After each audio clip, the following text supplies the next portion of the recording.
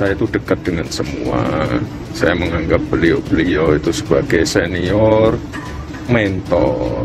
Ya, artinya Ini bukan masalah dukung-mendukung atau apa. Beliau, Pak Ganjar itu kan atasan saya, gubernur. Di posisi Ganjar ini ke depan kayaknya akan makin mencor karena bayangan saya, iya sekarang tergantung kepada hubungan antara PDI dengan Pak Ganjar. Kalau Pak Ganjar membuka sedikit saja clue bahwa beliau siap dicalonkan oleh partai manapun seperti yang dilakukan oleh Ridwan Kamil sekarang atau Bung Anies Baswedan, kira-kira gitu, saya kira partai akan sangat cepat ya merapat kepada beliau.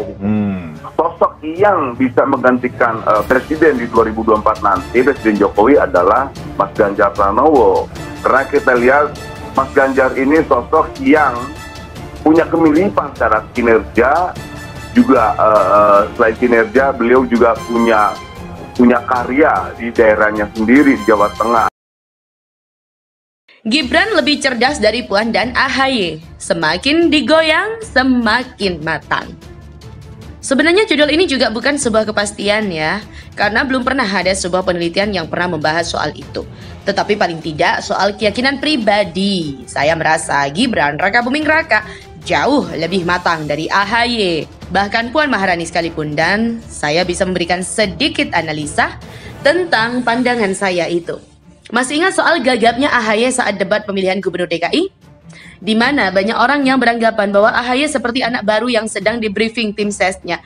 Atau coba kita beralih daripada kasus Puan Maharani saat mematikan mikrofon. Saya tidak membahas seorang Puan pribadi ya. Tapi bagi seorang ketua dewan tertinggi di negara ini, hal ini rasanya sangat tidak pantas dilakukan apapun alasannya. Coba kita bandingkan dengan apa yang dilakukan Gibran Raka Buming Raka. Secara umum, saya beberapa kali menjelaskan dari berbagai tulisan dan juga pembahasan bahwa seorang pemimpin dipilih karena memiliki sumber kekuasaan. Seseorang selalu memiliki sumber kekuasaan yang berbeda. Seseorang dengan basic militer tentu memiliki sumber kekuasaan militer. Seorang kiai seperti Gus Dur memiliki sumber kekuasaan seperti humanis sejati. Seorang seperti Jokowi yang begitu dekat dengan rakyat kecil sangat cocok jadi pemimpin, mewakili orang-orang sipil. Secara umum, begitulah basic yang harus dimiliki seorang pemimpin. Tetapi dalam tradisi Jawa, di mana tempat saya tinggal, ada istilah bahwa pemimpin terbaik itu yang gak banyak omong, tapi banyak berpikir dan bertindak. Hal seperti ini mengakar kuat sekali di tanah Jawa, bahkan mungkin menjadi karakter umum untuk orang Indonesia, dan percaya tidak percaya, karakter itu sangat kuat dimiliki oleh Presiden Jokowi dan juga Gibran anaknya. Saya tidak dalam kapasitas mengukur kemampuan mereka ya, tetapi saya dalam kapasitas membicarakan karakter mereka yang lebih banyak pendiam, pemikir, dan banyak bekerja tetapi sedikit bicara.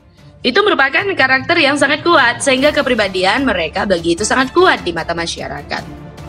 Akhir-akhir ini beredar sebuah foto di mana Gibran duduk lebih di atas dari Kementerian PU Bapak Basuki. Foto ini menjadi viral setelah dikomentari oleh Rizal Ramli dan ramai jadi pembahasan netizen. Yang justru bikin saya tertarik adalah karakter Gibran sendiri dalam menanggapi sebuah masalah. Dengan tenang, Gibran mengatakan bahwa itu bukan meja, itu bukan bola kursi, namun itu seperti layaknya sebuah tribun penonton.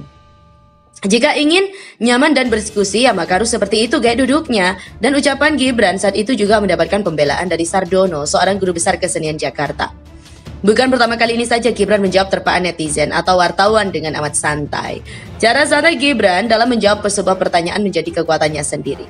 Selain gaya santai yang dimilikinya, Gibran juga mampu membaca peluang dengan cerdas. Hal-hal seperti itu, mungkin hal itu dia pupuk semasa dia menjadi seorang pebisnis ya. Masih ingat kasus tahun 2019 ada demo ganti presiden yang terjadi di depan Markobar milik Gibran? Ditemui di tempat berbeda, yakni di Filipina. Gibran menjawab persoalan itu dengan amat santai bahwa demo itu bukanlah kerugian bagi dirinya, justru merupakan keuntungan karena Gibran bisa mendapatkan promo, yaitu promosi Markobar secara gratis. Dan percaya tidak percaya, dejavu itu terulang kembali kawan. Setelah dinasbihkan sebagai wali kota Solo, mendapatkan banyak sekali pertanyaan soal kemungkinan mencalonkan diri jadi gubernur DKI dan pemilihan presiden tahun 2024. Tapi Gibran dengan santainya menjawab, dilantik saja belum, harus memikirkan agenda lain. Ketenangan dan gaya bicara seperti ini seperti sebuah bius massal bagi seorang politikus. Ketenangan dan kekaleman yang dimiliki merupakan senjata paling ampuh yang dia miliki sebagai seorang politikus. Belum lagi ketika Gibran didatangi Ketua Umum PKB Muhaimin Iskandar, selang beberapa hari dia juga kedatangan wakil Ketua Umum Partai Gelora Fahri Hamzah. Gibran Ini seperti sebuah magnet ya, posisinya sebagai anak presiden dan juga seorang wali kota mulai menarik perhatian para politisi senior untuk bersilaturahim. Jika Gibran salah langkah, maka dia bisa diklaim hanya memanfaatkan posisi strategis ayahnya saja. Tetapi, jika dia menapaki langkahnya dengan benar, dia akan mendapatkan nilai plus dari para politisi lain. Dan ajaibnya, gaya Gibran dengan mengatakan, kedatangan Fahri Hamzah hanyalah sebatas silaturahim dan belajar dari politisi senior untuk pembangunan kota Solo ke depan, merupakan jawaban jenius yang semakin melambungkan namanya. Beberapa analis itu terkesan remeh, tapi jika kita berpikir lebih mendalam, karakter Gibrannya sedikit bicara dan banyak bekerja, beserta gaya bicaranya dalam menghadapi persoalan yang sederhana itu, merupakan sebuah magnet kuat ketika dirinya menjadi seorang politikus. Dan saya sangat percaya 100% magnet yang dimiliki Gibran jauh lebih kuat dari yang dimiliki AHY dan Puan.